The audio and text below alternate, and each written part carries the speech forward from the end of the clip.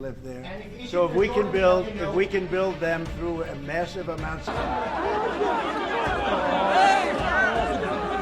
गजा में जंग के बादल फिलहाल टल गए हैं। दरअसल इजराइल और हमास के बीच शुरू हुए युद्ध विराम का पहला चरण 1 मार्च को पूरा हो गया था, जिसके बाद ये आशंका थी कि गजा में फिर से जंग न छिड़ जाए।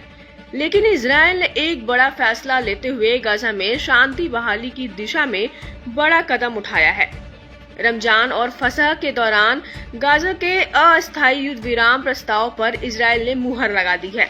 इजरायली पीएम नेतन्याहू के कार्यालय ने इस बारे में घोषणा की है और कहा कि इजराइल ने रमजान और फसह की अवधि के दौरान गजा में अस्थायी युद्ध विराम के लिए अमेरिकी राष्ट्रपति डोनाल्ड ट्रंप के प्रस्ताव को मंजूर कर लिया है।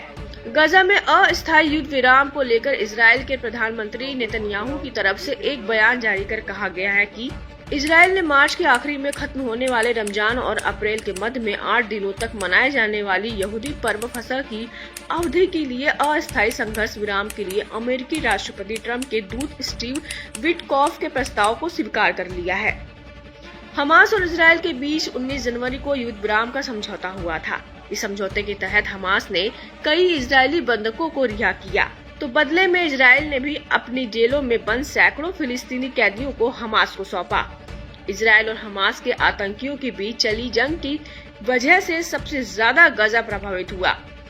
गजा मलबे के ढेर में तब्दील हो चुका है। वहाँ के रिहायशी दूसरे देशों में जाने को मजबूर है।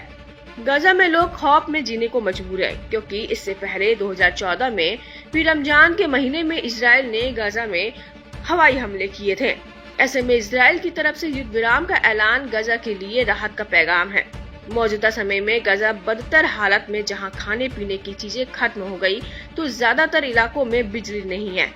ताजा खूनी संघर्ष तब छिड़ा जब 7 अक्टूबर 2023 को हमास के इजराइल पर किए हमला कर सैकड़ों इजरायली नागरिकों को मार डाला और तकरीबन 1200 लोगों को अगवा कर लिया, जिसके बाद इजराइल ने अब तक के इतिहास का सबसे घातक हमला हमास और गाजा पे किया।